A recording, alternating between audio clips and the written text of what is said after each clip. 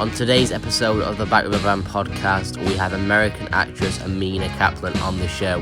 What a pleasure it was. Ameenah has been in 2 Avengers films, Infinity War and Endgame, featured in over 14 episodes of The Office, the US version, the hit comedy sitcom. Also been in Grey's Anatomy, Heroes, Law and Order LA, some great projects she's worked on, and she's also now making a name for herself as a director as well. So thank you for Ameenah for coming on the show, and hope you enjoy. Welcome back to Back with a Bang. I'm your host, Charlie Walden, obviously co-host Joe Mcglade, and I'm privileged and honoured to say today we're joined by Ameenah Kaplan. Ameenah, thank you for joining us. My pleasure, Charlie. No problem, thank you. So, first question for me is, when did you know you wanted to be an actor? It's a good question. I sometimes think it was really early, like maybe age 9. And then sometimes I think it didn't really happen until around like 12 or 13 years old. Yeah, because I really wanted to be an attorney. But I think that in retrospect, I wanted to be an attorney to satisfy that thing where, you know, you get that you're a lawyer, you're a doctor, or you're whatever, and then you get a house and you get married, you have some kids and a dog and like a minivan. And so I think I was checking that list. But I think the artist was always in me because I was a drummer before that. I was a drummer from age 9, and then I learned my first beat on a drum set at age 12. But looking back, I mean, I was beating on things and making beats on desks at school from age 9. So somewhere in there, I wanted to be an actor as well. Why do you think overall you made that decision then to be an actor? What was, would you say, the main reason? Yeah, awesome. First couple questions. Honestly, without sounding dramatic, this is going to sound totally dramatic, but, the arts saved my life. There's no doubt about it.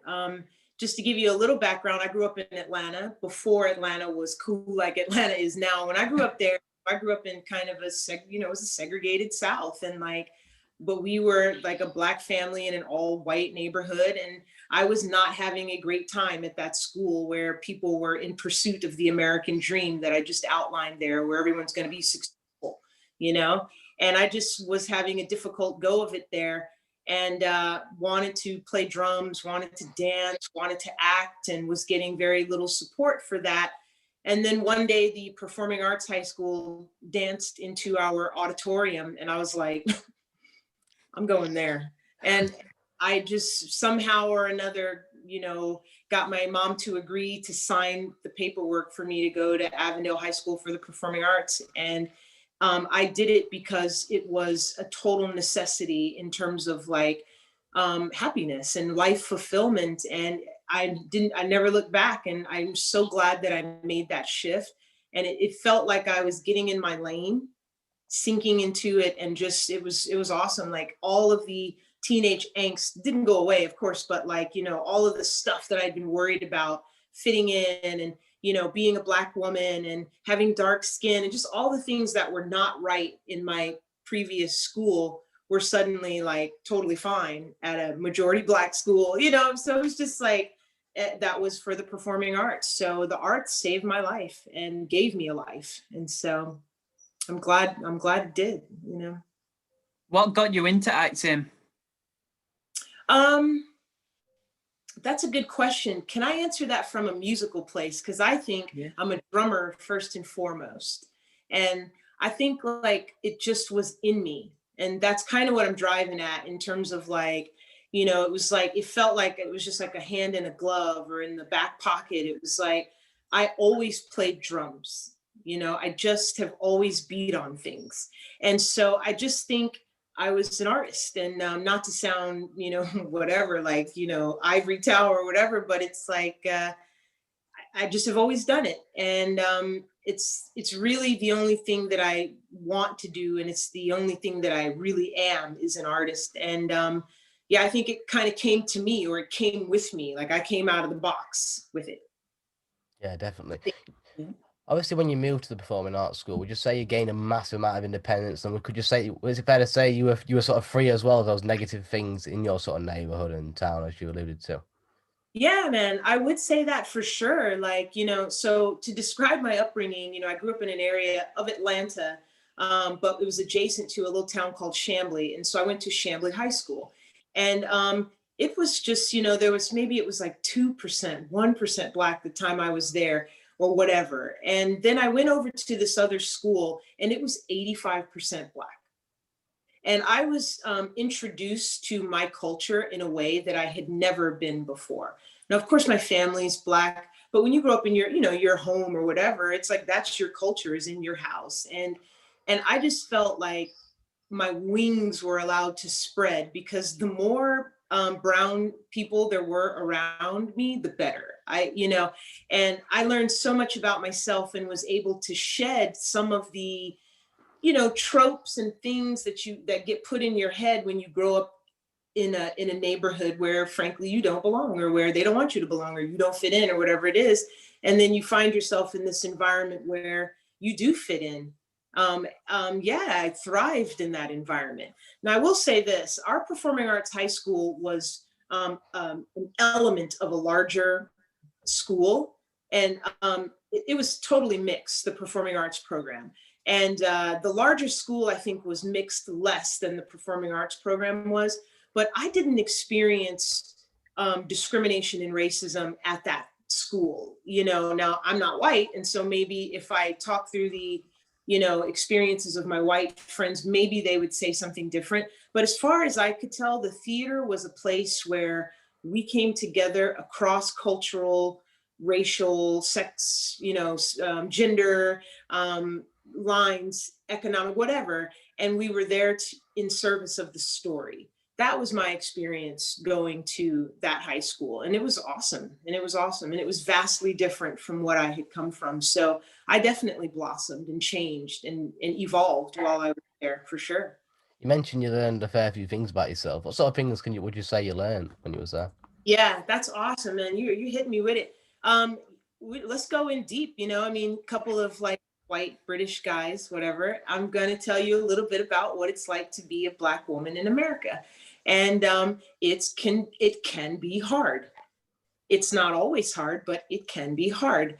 And I learned, you know, to love myself as a chocolate person and as a chocolate woman.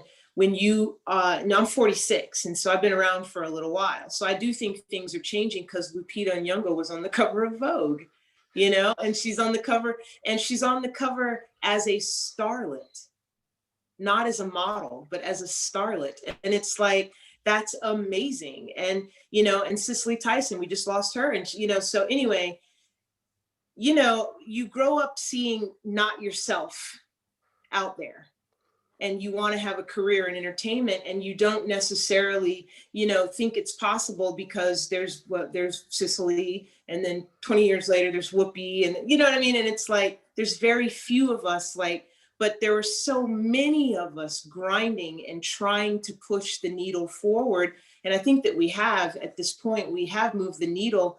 But yeah, I learned how to value myself as a Black woman, and that experience. I learned that I wasn't the only one having that experience. That there were many of us having the experience of like, you know, wanting to change the status quo while being ourselves, like while identifying and, you know, loving our Blackness and not necessarily feeling the need to kind of code switch or assimilate or anything, just like make room for Black people, make room for Black women. It's okay to have us at the table. And I think I learned that at that school.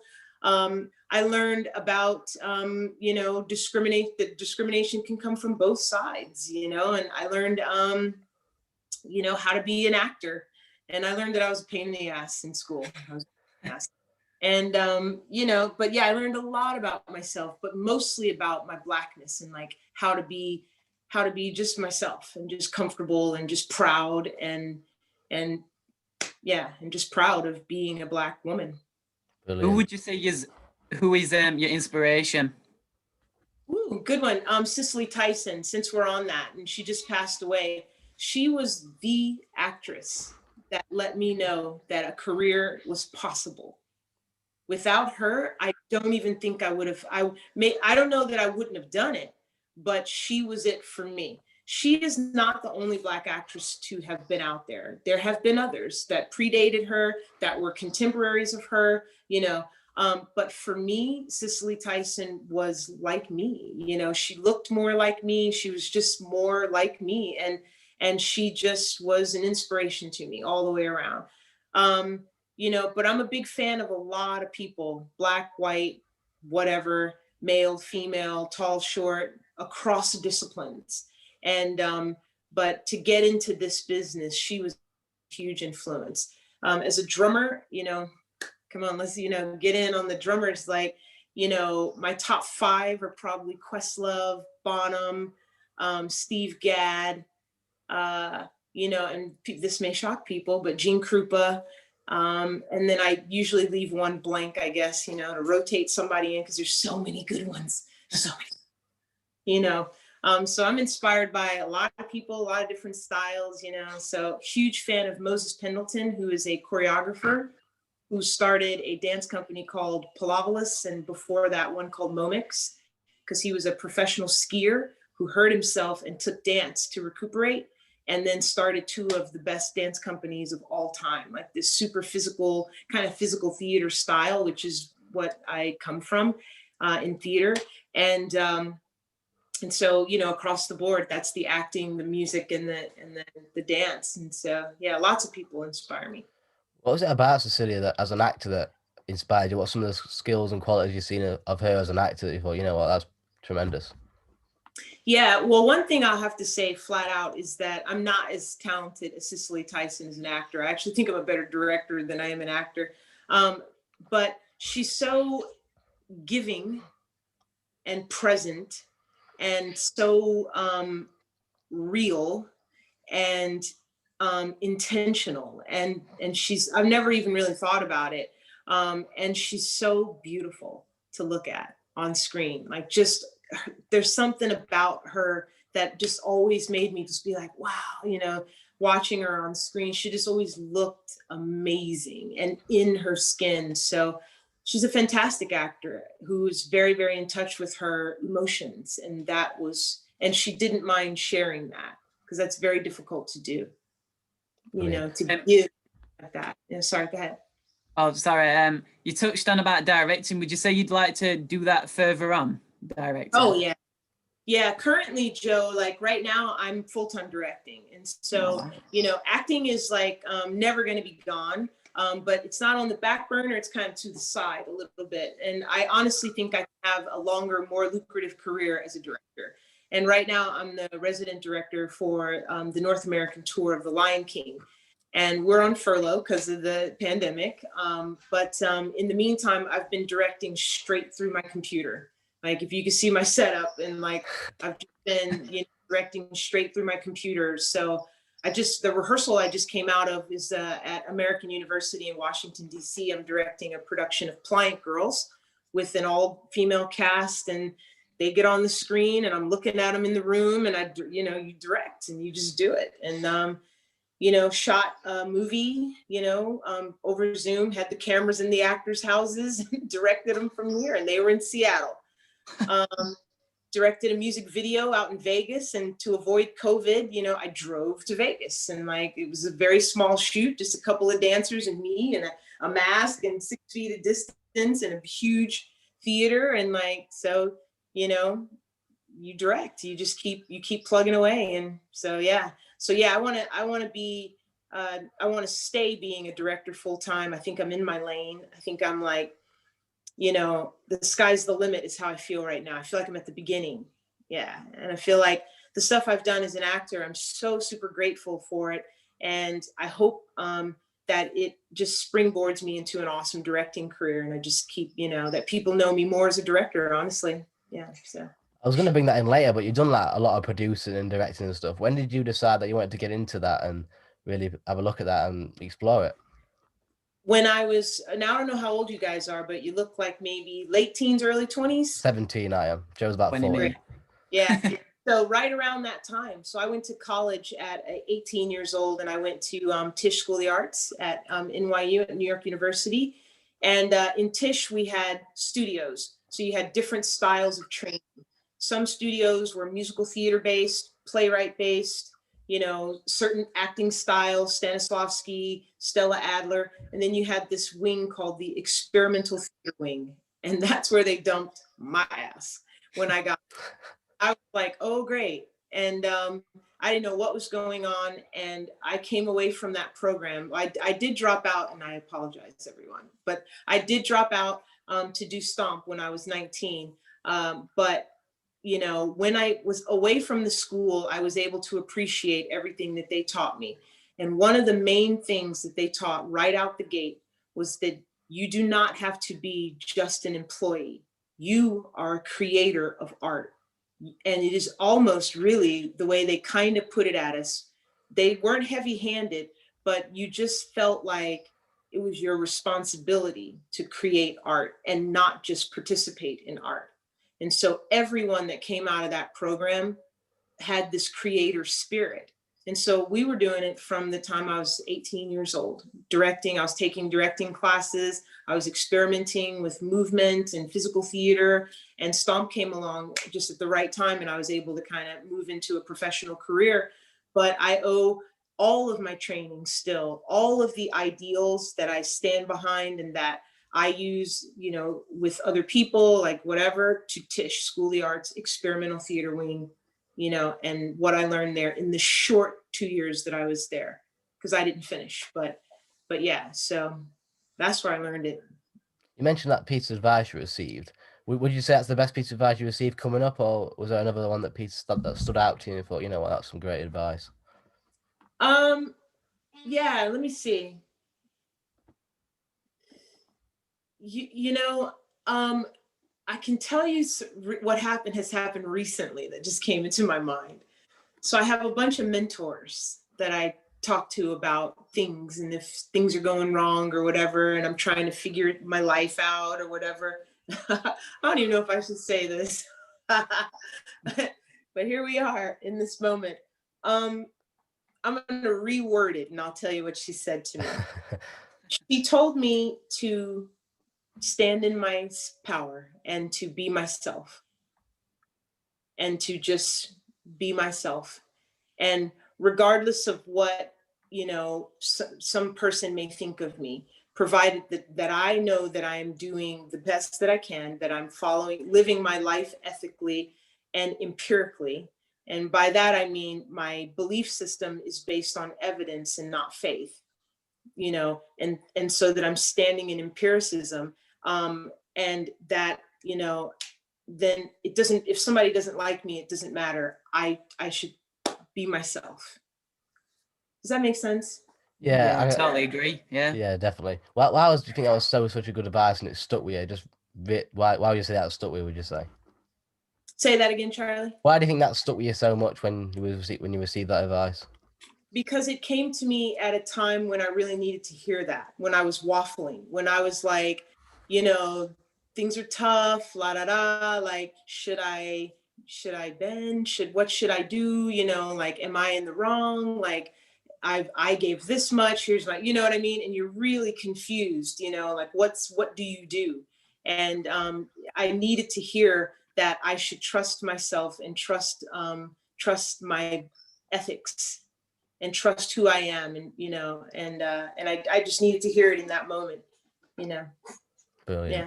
What would you say is the first film you worked on? So I've got down here Broken Silence, but I may be incorrect, just in case I am. What is the first film you Yeah, worked I wonder, you know, I did a bunch of student films before that actually, and I did one in particular by a filmmaker called Carrie Ann Sell that's called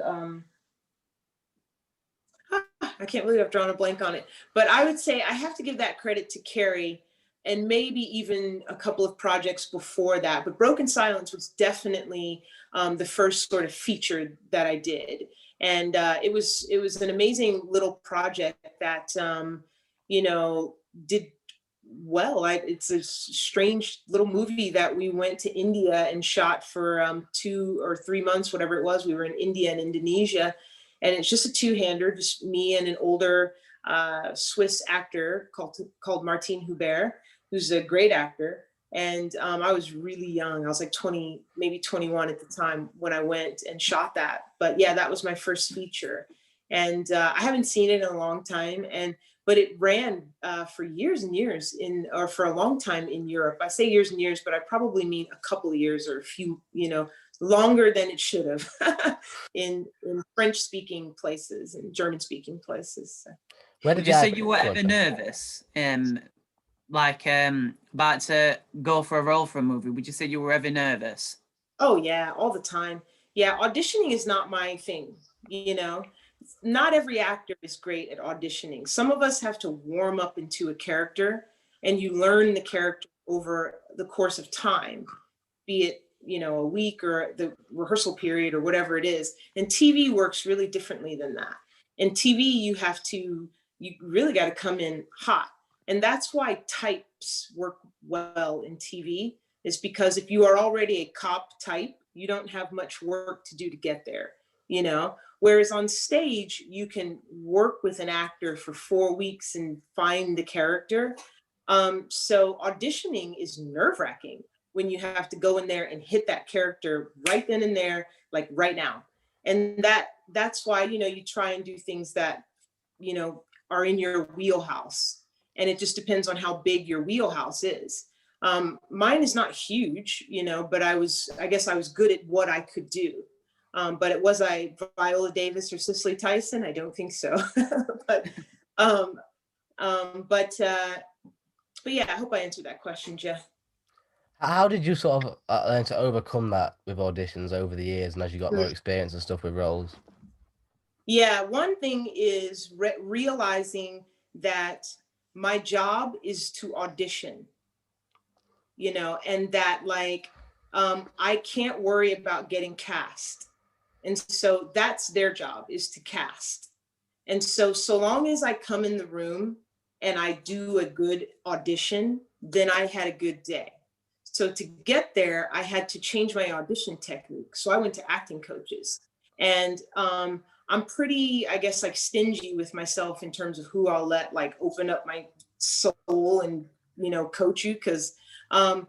And I had 2 actor friends of mine, one from college, and one is a woman that I did a movie with called Elise Robertson. And I would call her up anytime I had an audition that I was nervous about. And she would basically walk me step by step through my audition and what to do when, how to do it, where to put my eyes, where really technically go through it. I booked The Office, actually. She coached me to The Office. And so, Brilliant. Was there ever an audition that stood out to you for damn, that was a bad audition, or damn, that was a really good audition? Oh yeah. Okay, I'll tell you about a bad one, because good ones are you never know if they're good until you book the job. You're just but like I said, if I walk out thinking I did a good job, then it was good. I don't care if I booked it or not. If I did a good job with the audition, I'm good.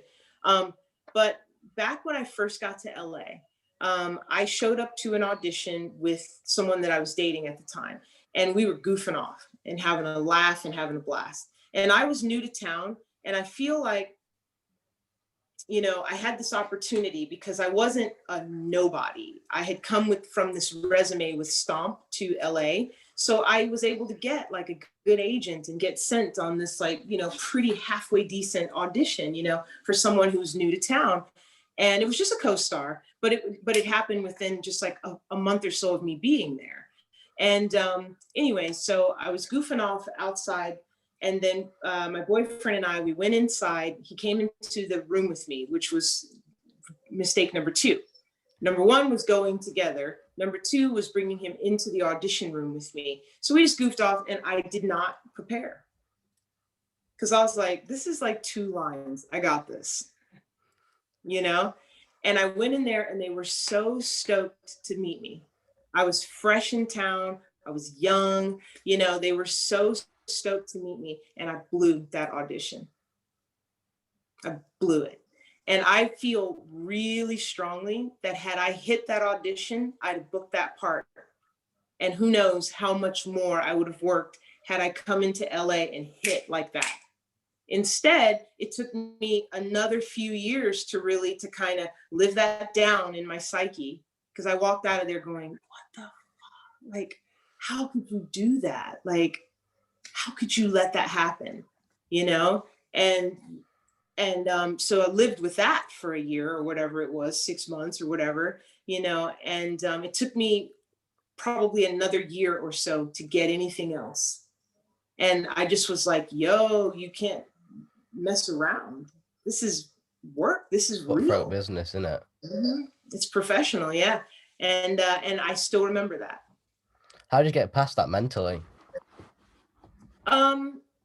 I just decided, like, well, first of all, it was very difficult for me to get a job doing other things. I'm a bit of a cut up when it comes to like jobs, and like, you don't really want me in your accountancy. Like, you don't want me in your LLC because I'm going to pull pranks on your employees. I'm going to be in the copy room dancing. I'm just a clown, and I'm not going to be paying attention. And I have been fired from a couple temp jobs for this reason. So I had to work in the arts. So I was like, if you are going to do this, then you have to take it very seriously. You have to be a professional, and you have to figure out the game. You have to figure out what it is they're asking you to do, and you have to do that. Would you say acting's a tough business to get into? Yeah, full stop. Well, I'll just say it is, just how cutthroat it is and how ruthless it is. Like, one mistake can sort of will put other people off from casting you and stuff. Yeah, I mean, and we put this like value on celebrity and everything, and we put this that value makes it so that the gatekeepers or the gatekeeping can be very aggressive. And so we see it all over the world in our societies where, we love to see somebody get huge and then tear them down. So you're balancing on a plate, and it's almost like celebrity is a reward. And if you screw up, then we're going to knock you right off of that pedestal and knock you down. So there is that aspect of the business. But I think you were asking, like, is it difficult to get into? And like, yeah, I do think it's hard to get into. And the main reason I think is competition, and competition for resources. The internet has totally opened that up. And now everybody is a home movie studio. Everybody is a celebrity. The new celebrity is an influencer. So if you're the popular guy at fucking high school or whatever, all you got to do is take, a picture of yourself, like with your hat and your hair, and you're a celebrity because you have 1 million followers. I don't have 1 million followers, and I put in I did the auditions and stuff. So I can't knock that person's celebrity. So I think the rules of the game have totally changed now. You can be your own celebrity, but yeah, acting is a difficult business because there are so many people trying to do it at the same time. And but now, like I say, you guys can make a movie. We can make a movie right now. You just hit record, and it's like anybody can make a movie. Whether it is quality, that's another thing. It's whether it has the special effects that you get with, like, Marvel movies is another thing. But yeah, I don't know. That was kind of a twisted answer. The more I think about it, it used to be hard. Maybe it's not quite as hard. You think, because I think it's kids now, they think like acting's such an easy job, but they don't see the auditions. You have to go through the waiting. And when they get to the auditions, there's usually loads of people waiting there to get the same part as you. Yeah, and that's the part where I'm saying, like, I think the internet is kind of messing that up a little bit because, this is not a bad camera.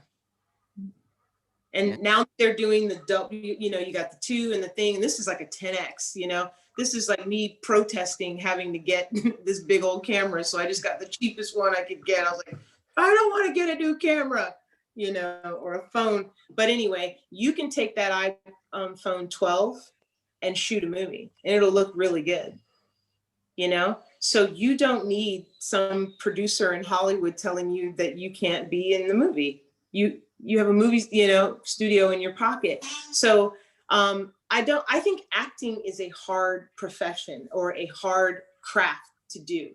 No matter who you are, I think it's a difficult craft to do. So to be good at acting, now that's a different story.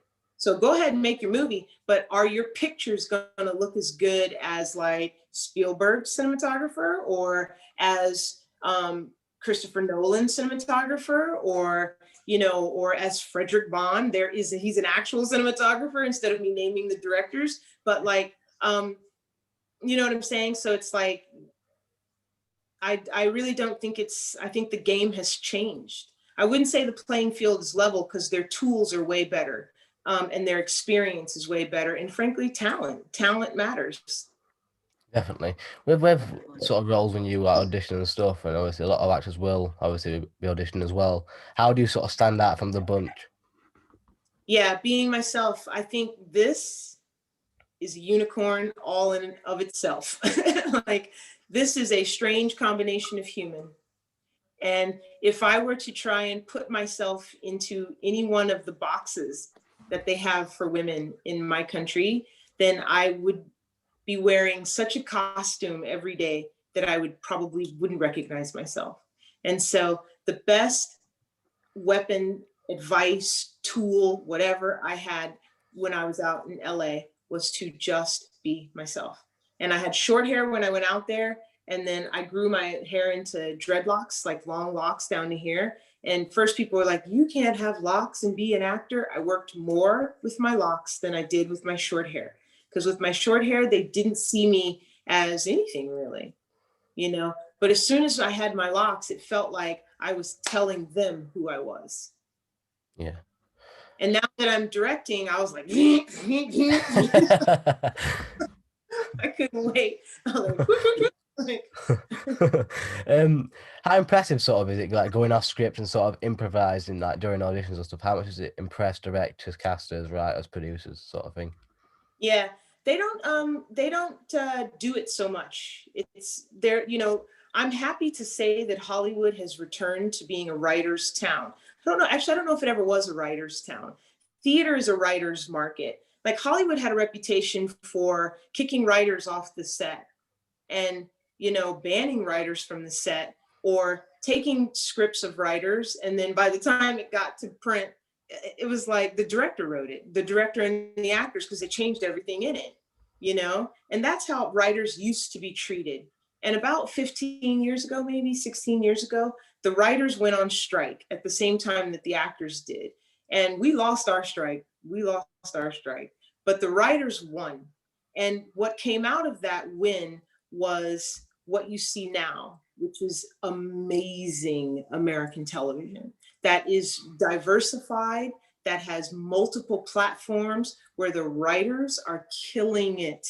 They're killing it. So when you get that piece of paper in front of you, you say the words the writer wrote, because that's respect.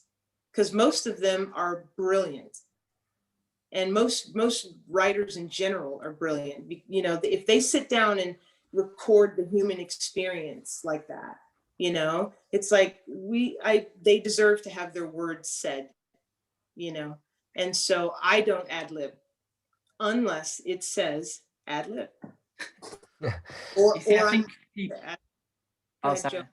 I think people forget that the actors obviously do the acting, but it's the writers what tell them what to say and how to act. Like, I feel like they don't get a lot of credit because they do a lot of the work.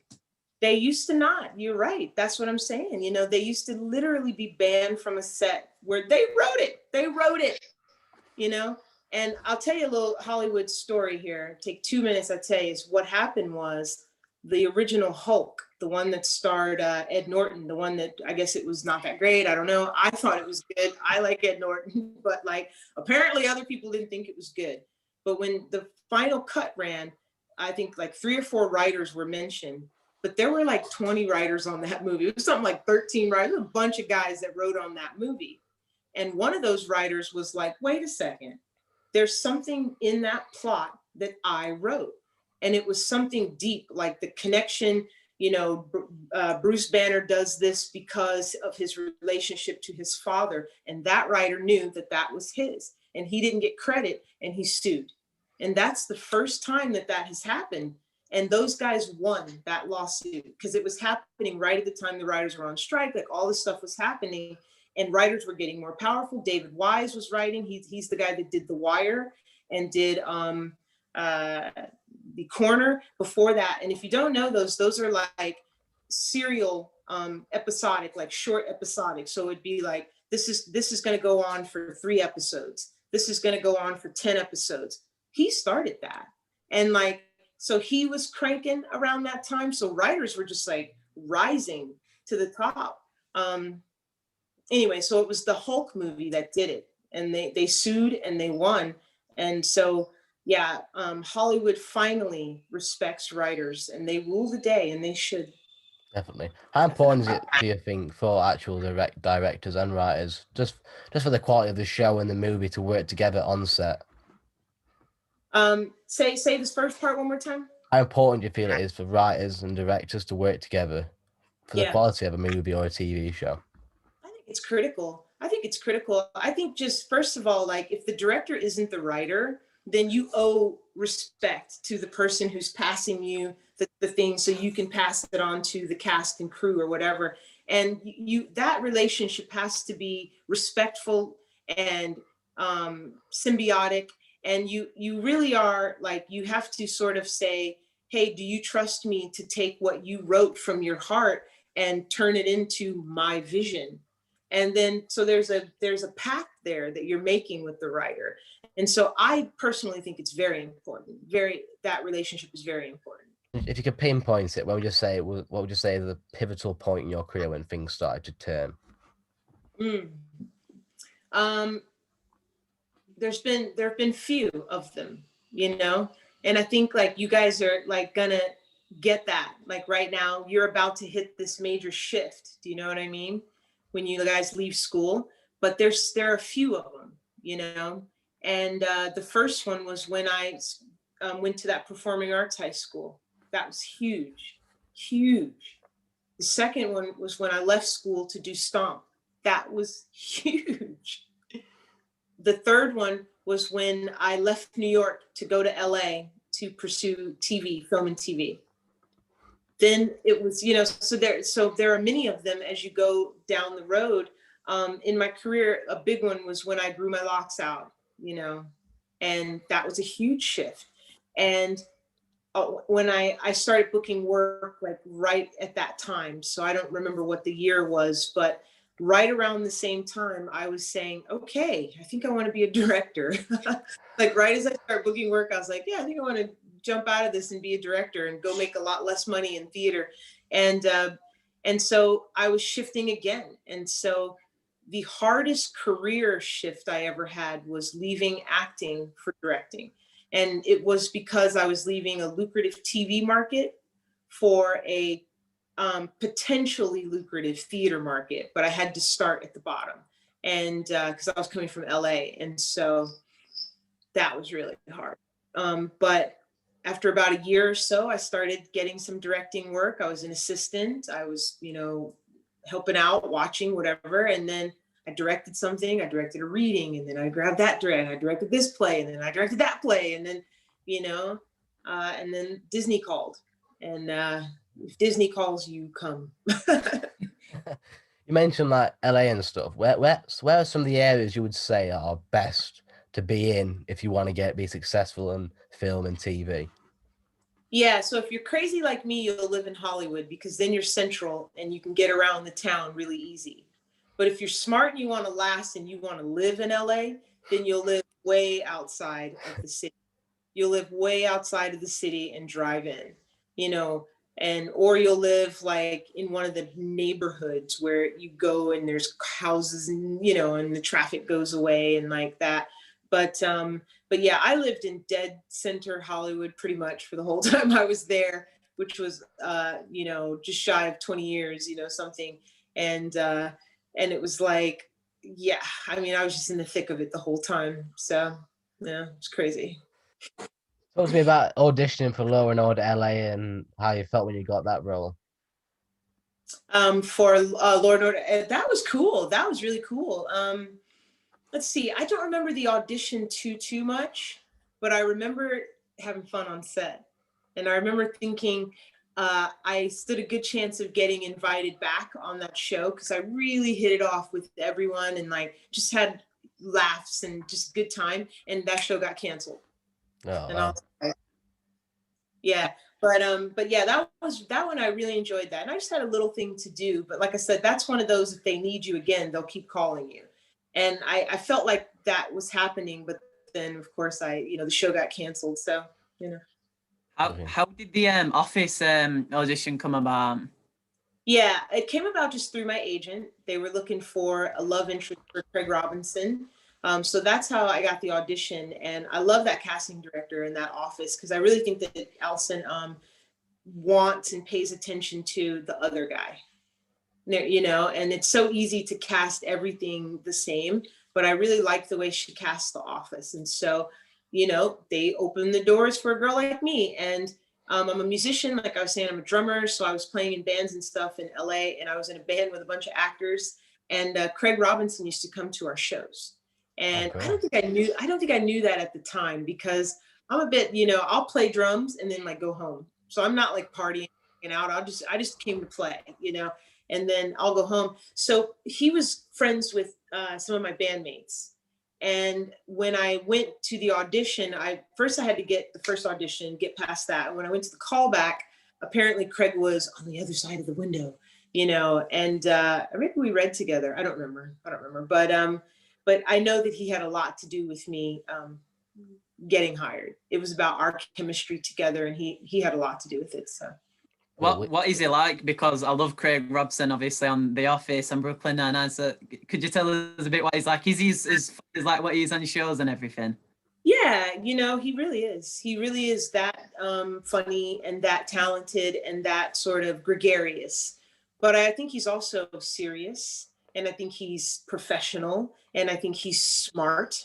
And you know, I think he is like I think he has a really good head on his shoulders, and I think that's why he survives in that town and does well. It's because he understands how to navigate it, because it is a navigation. Were you a fan of The Office before you got casted?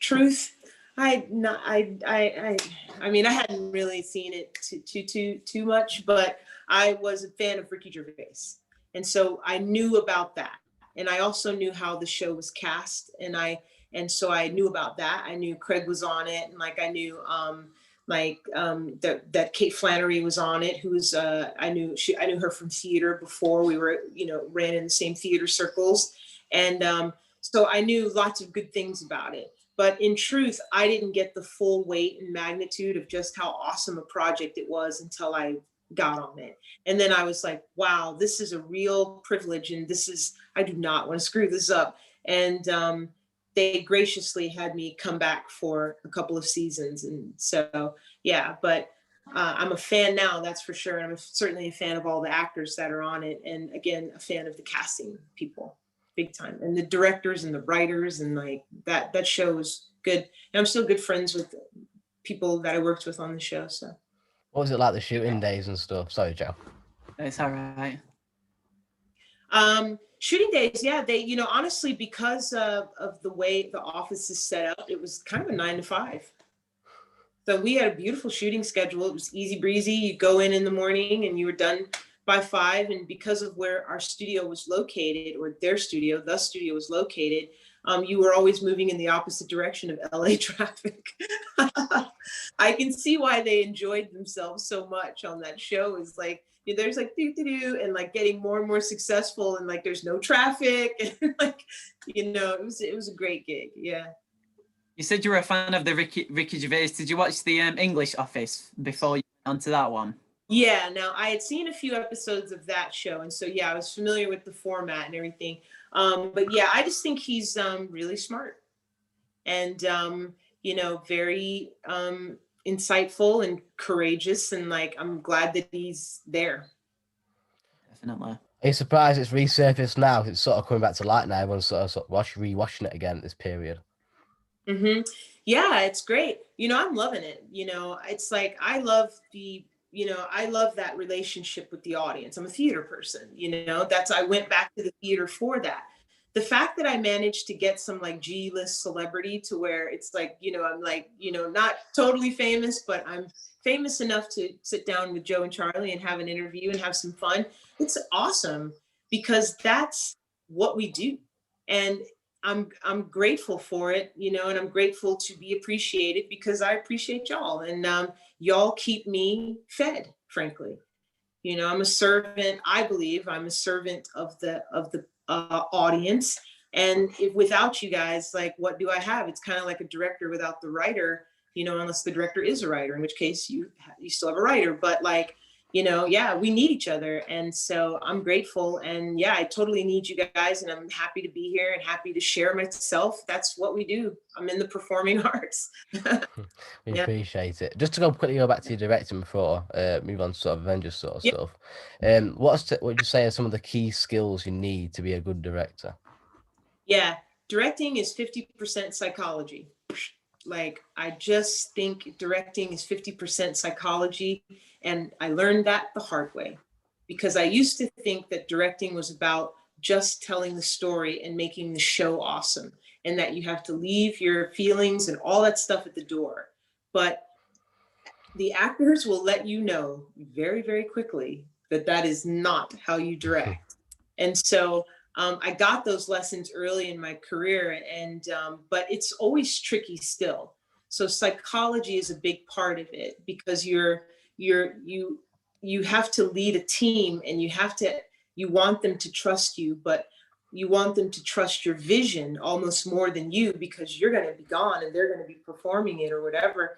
So you want them to believe in the mission that we're on, and that requires negotiation and teamwork, and like listening to them a lot. You also need really good dramaturg skills, which is just, you need to be able to break that script down. And you need to, I think the director should know the script better than anybody in the room. And there are times when I don't. And there are times when, actors will point out things and I'll just be like, brilliant actors, like, actors are brilliant. And they are, because they see things you don't see. But I do strive to know the script better than anyone in the room. If I succeed at that, and if I don't succeed at that, then I'm happy for, people to be like, actually, Ameenah, look at it this way. And you're like, oh, I didn't even see it like that, or whatever. So there's listening in that partnership, but you have to be a good dramaturg. You have to understand literature. You have to understand storytelling. You have to understand not just storytelling, but how to convey a story in pictures, words, music, and, dance, and like, but storytelling is a big one. You have to be a storyteller as a director. It's sort of like the little thing. Go on, Joe. Oh, so, would you say you had a favorite director? Because I know mine's Christopher Nolan, because he's a visionary. Like, he'll tell a story in a 3-hour film, which is immense. Like, so who would you say inspired you, and who's your favorite? Yeah, that's awesome, Joe. Chris Nolan is amazing. He's definitely in there for me. So I'm the generation before, so I'm Scorsese and I was gonna say him. and Spike Lee, so like Scorsese, even the films that are like, meh, I'm like, that was good. Like, like, I love even the mediocre movies. I'm like, well done. Spike Lee, Spike Lee charged his first movie on a credit card. And I'm like, that alone, plus it's an awesome movie. Plus, when you watch a Spike Lee movie, you feel like you're, like you do when you're watching a Tarantino movie or a Fincher. David Fincher is another one of my favorites. Like, you feel like when you're watching one of these guys' movies, you're like, I'm watching a David Fincher movie. I'm watching a Spike Lee film right now, or a Spike Lee joint. So Spike Lee, I'm a big fan of Robert Zemeckis. And Robert Zemeckis did Forrest Gump, Back to the Future. Some of the Spielberg passed some stuff on to him. So I think he did, like, I want to say Indiana Jones. I could be wrong about that, but he may have done one of those. But Robert Zemeckis is like, and Ang Lee. Ang Lee did Crouching Tiger, Hidden Dragon. So those are all the men that I'm fans of. And there are less women in film that have stood out to me in that way. And I feel like we are coming, but that doesn't mean we haven't. So I like, in female directors, I actually think Sofia Coppola is very good. And I don't mean to giggle, because she's a really, really good filmmaker. And then I like a bunch of unknown, people. What are some of your favorite genres to direct, like film, TV wise? Yeah, I like. Oh, okay, yeah, I like doing short films, short form content films, and usually they are little slices of life. Like maybe I'm shooting dancers a lot. I like to shoot dancers telling story through dance, like a couple fighting over a bagel at breakfast and it turns into a whole dance routine and then they just stop and then like whatever. And that's a metaphor for what it's like to be in a relationship, you know, where all these emotions are going on, blah, blah, blah. So I like to shoot short form dance films. And I hope to get to direct some TV. And I have no desires right now to direct a feature, which probably means I will end up directing a feature, but like, I really like short films. Yeah. Brilliant. As a director, what do you look for in auditions if you are part of them? Yeah, I'm looking for raw talent for sure. Just raw, like, damn, like you can act, you know, just like you cannot teach it. You can't teach it, you can't direct it. It's like that person is a killer and they're going to come in here and play dragons. And like I love actors that know what they're doing and who want a director to help out and to help, you know, sort of like be the yin to their yang. And like, you know, I've got this big puzzle here. I've put all these borders and it's got all this Swiss cheese in it. And I like actors who are like, stand back, Ameenah, I got this, you know, and they get it. And they just are like, you know, and that to me, I love that communication with them and letting them play. And so I'm looking for actors who have that kind of talent. A sort of take control factor. Yeah, and the ability to play within their craft, like they're good at it. And so, you know, it's hard to name actors like maybe, you know, I haven't worked with that many famous actors, but you know, and I don't know what their process is like, so I wouldn't be able to say like De Niro or like so and so or like anybody. I would only be able to talk about actors that I've worked with, but there's a spirit about them. Like they come into the room and you get the sense that they get it. They get what's going on. Like, and they have a lot to give. And they're smart and they don't necessarily need to be handheld or, you know, they're ready to like put their foot in it, as I would say, you know, and like, yeah, I don't know. Yeah. I love actors. I love it. And I love when they love to play. Brilliant. Just on now to move on to the Avengers shortly. Talk to me about getting cast for that. What was that like, and how did it feel? Because it's such a big franchise, isn't it?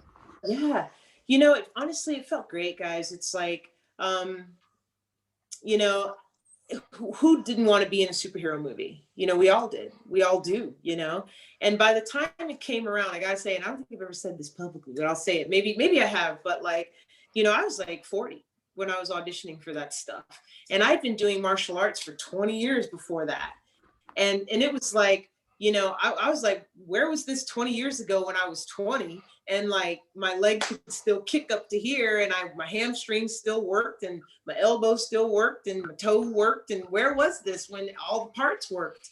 But that's serendipity.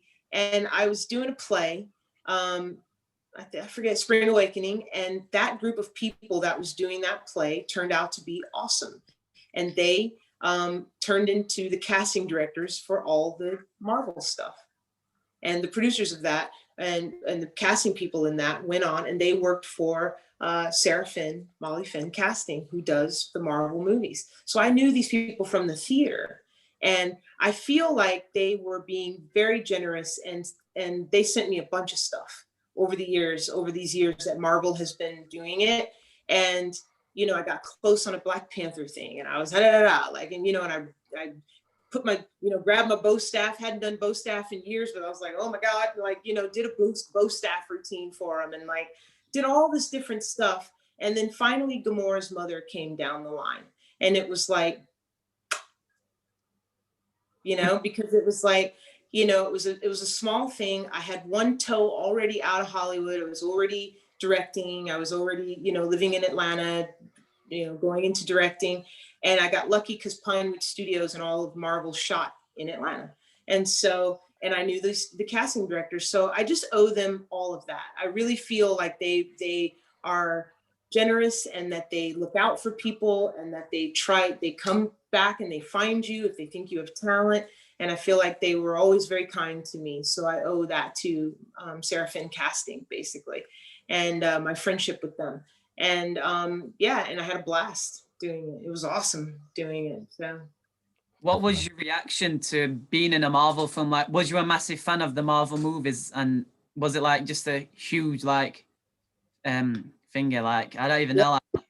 Yeah, man. Yeah. I mean, I'll share a little bit of the experience with you. Yeah. I mean, it's like, it was two of the biggest shows, the two biggest shows ever was Infinity War and Endgame. They were $500 million movies. So when you walk on the set of a $500 million movie, you feel that.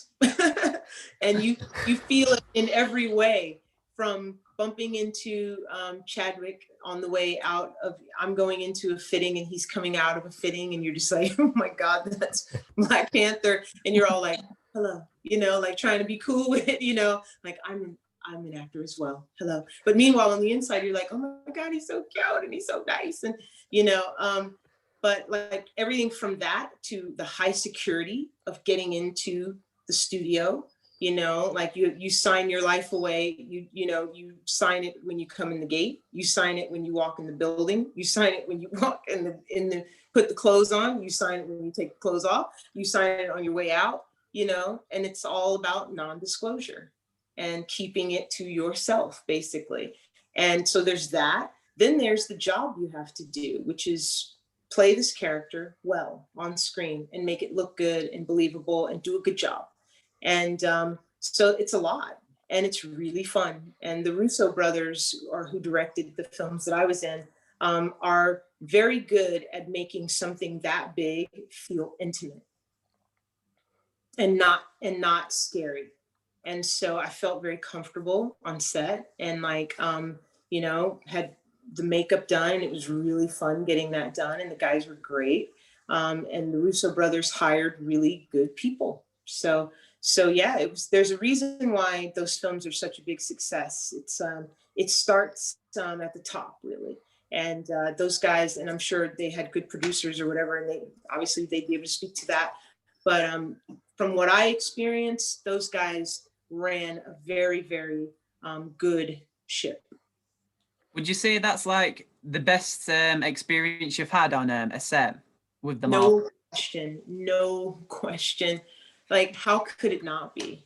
Yeah. Like, I'd be crazy, you know. I got to work with Josh Brolin, and like, you know, and like got to like work with like a bunch of the actors, and like got to play around and got to be in the motion capture suits, and got to like, you know, just do fun stuff, and like, you know, just see my likeness appear in a computer graphic on the side, you know, and just like have fun and like, and learned a lot. What was it like meeting some of the actors, like you said, Josh Brolin? Like, was you kind of like fanning out a bit, like getting excited meeting him? Well, you know, there's like, yeah, there's definitely an excitement there. You're crazy if you don't get excited, but at the same time, you really have, you're at work, you know, and like you got a job to do, and so you're not like, oh my God, you know, there's none of that.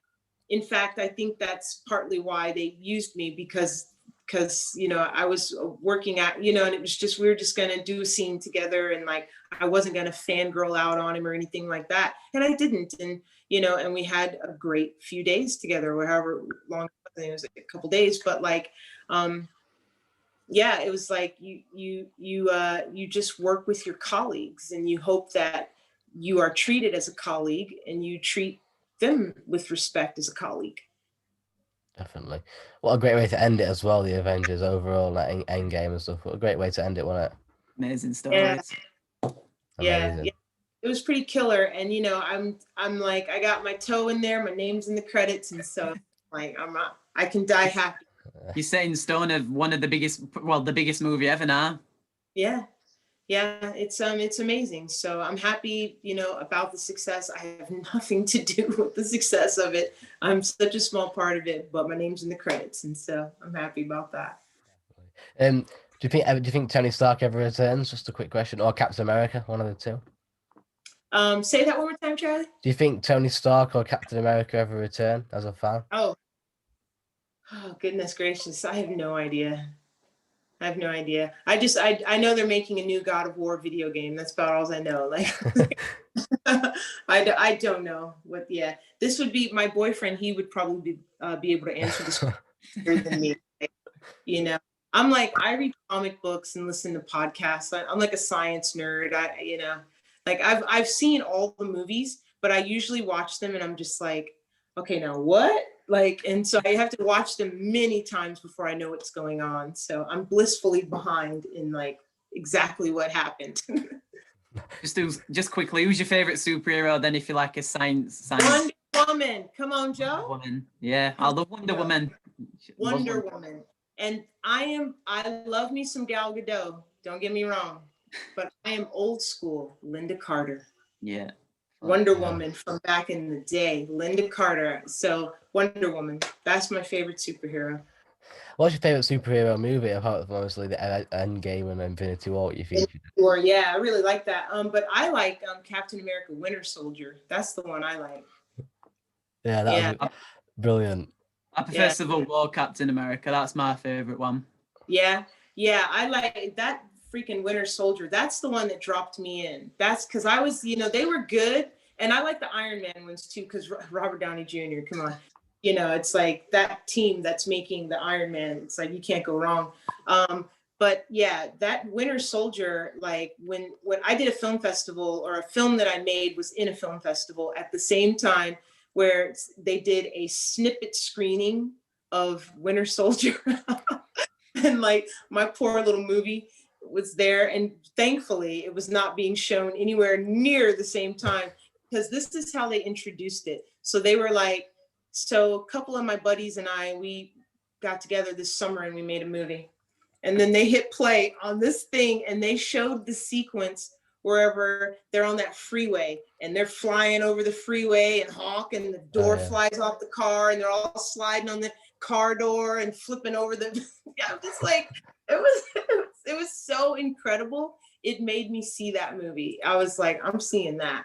And I just love that Ducky character or whatever. I just think that's a really good character. And so yeah, Winter Soldier, that's my one of the Marvels. Good choice.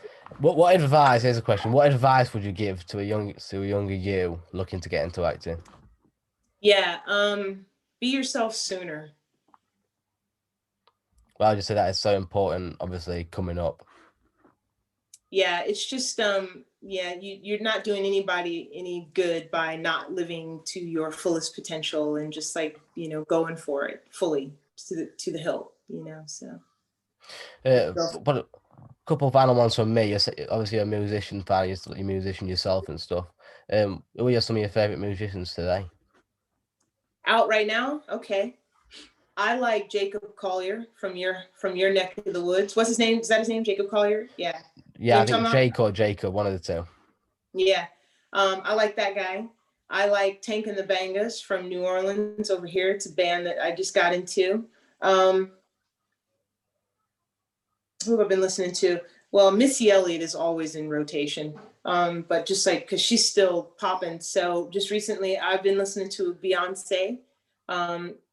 I've been listening to Paint the Veil, which is like sort of like a hardcore band, I guess, more like metal, I guess. Cause I get into the drummers, I'll follow a drummer to any genre. I listened to a band called In This Moment. These are the ones I've been listening to recently. In This Moment is another hardcore band, like, rah, rah, like all this screaming. I love that shit. It's awesome. Especially those drummers be like, I love that shit. So I've been listening to some Slipknot lately, but I'm always listening to Slipknot. But I like Slipknot when they had Joey Jordison, the original drummer. Yeah, so those are some of the new kids. I fell off of Adele and Sam Cooke or whatever, Sam Harris or whatever. I fell off of Adele as well. Sam Smith.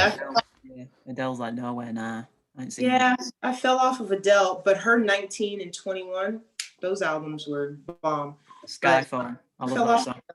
Yeah. She's got a beautiful voice. The music isn't grabbing me. And then there's a whole bunch of other people like her. Y'all know who that is? H.E.R. Like oh, no. Her. No. She's amazing. Over here, it's a bunch of R&B people over here, young people that I've been trying to get into. There's a rapper over there that I like called Lil Sims. Do y'all know who that is? Black girl from London. Not really. My friend probably would, but I don't know. Yeah. Yeah, but there's a couple of rappers on y'all's side of the pond that I think are dope. But yeah, so I try to keep up because as a musician, I'm hungry for new music all the time. You know, I love the old stuff, but I'm hungry for new music. So I'm constantly trying to like. So if you guys have anything and you're like, Ameenah would like this, just drop it in my DMs. If you like English rappers, this Santan Dave, like he's probably the biggest one over here. He's a great rapper, Santan Dave. He's amazing. Wow, I don't even know that person. No, yeah, he's like, big over here. Yeah.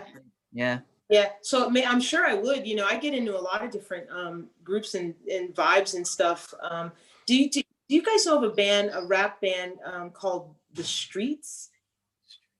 Are they over here or America? Yeah, over there. But they're a while back. Yeah, they're a while ago. I was just wondering because like I can't tell, like it's so different from American hip hop, and I liked it. And I can't tell if it's good. It's like, because I like so many different things. I'm like, that was good, you know, and maybe it was terrible. I don't know. But like, I just love it all, really. I get into so many different genres. So I don't know. But who was your top three of all time, would you say? A rapper or favorite rapper? Yeah. Okay, I got to take it back. Okay, because like, Eric B and Rakim from Eric B and Rakim from the 80s. Like it starts there. Like Rakim changed everything. He changed the flow. Phife Dawg from A Tribe Called Quest. He's dead now. Like Phife Dawg was like, he changed everything. Busta Rhymes. I don't own a lot of Busta Rhymes music, but Busta Rhymes, like, you know, just MC wise and just like style wise and you know, in the Tupac Biggie thing, I go Tupac. I love Tupac, yeah. I'm a Biggie fan. I prefer Biggie. Here's the thing about Biggie. When I was younger, it was Biggie. Now that I'm older, it's Tupac. And the reason is when I listen to Tupac, Tupac is saying something. Biggie is literally talking about sex. They do say Tupac's a poet, the modern poet. Like that's what they did say about him. His flow could not be matched. Tupac cannot match Biggie's flow, but Biggie cannot match Tupac lyrically. You know, it's philosophically. Like Biggie was rhyming about sex, and there's nothing wrong with that, but that's all he rhymed about. And Tupac was like a prophet, and so it was different. Yeah, so I go hard on the early guys like that. So I'm old school. So it's tough to beat those guys though, because hip hop took a turn. But I'm still like Talib Kweli, I think is quite good. Mos Def, you know, so there's a bunch of great ones. Oh, Kendrick Lamar, I think is wonderful. Love right Kendrick now. Lamar. Yeah, I love Kendrick Lamar. There's a bunch of the new guys that I love as well. You know, I think Kendrick Lamar is going to go into that lexicon, and you got to give Jay-Z his love. You know, it's like you got to give Jay-Z his proper dues, and I know. Say that again. J. Cole also. J. Cole. I love J. Cole. J. Cole is great. Yeah, J. Cole's quite good as well. Yeah, so, you know, I go like, there's a bunch of them that deserve it. There's plenty of room, you know. There's plenty of room. I mean, I'm more of an indie guy myself, but one thing I do notice when I listen to like rap songs and stuff is they have a lot more deeper meaning to them, like you said with Tupac. They have a lot more deeper meaning lyrically, don't they? Totally. Yeah, I mean, hip hop goes in many directions, you know, and I'm from the East Coast in the States, and so we were into conscious rap, you know, we were that conscious. So I was listening. I'm a big fan of Tribe Called Quest, and I'm a big fan of now I'm a really big fan of Public Enemy, like, you know, and when you listen to what they were saying, they were just saying it, you know, but then there's other styles of like, you know, dance rap. So you have your Salt and Peppers, and then you have your Lil Kims, and you have your Cardi B's, and even Missy Elliott. But Missy Elliott is the queen. She is the queen. Missy Elliott is the queen. You know, so like props, like they're all so different. You know. Yeah, definitely. I prefer modern ones. Modern rappers like XXXTentacion, Juice WRLD. I love all them. They're definitely my favorite. Yeah, Yeah, I get into it. I mean, I'm definitely not one of those old people who's like, what is this? You know, so I'm just like, it's all good, you know, to me. So Definitely. Definitely. Final one from me is, what would you say your top 3 favorite TV shows of all time are, and top 3 yeah. movies? Top 3 favorite TV shows. I gotta say, Cheers sits right on top. And I don't know if y'all know that American TV Yeah. show back in the day. What's it about? Cheers.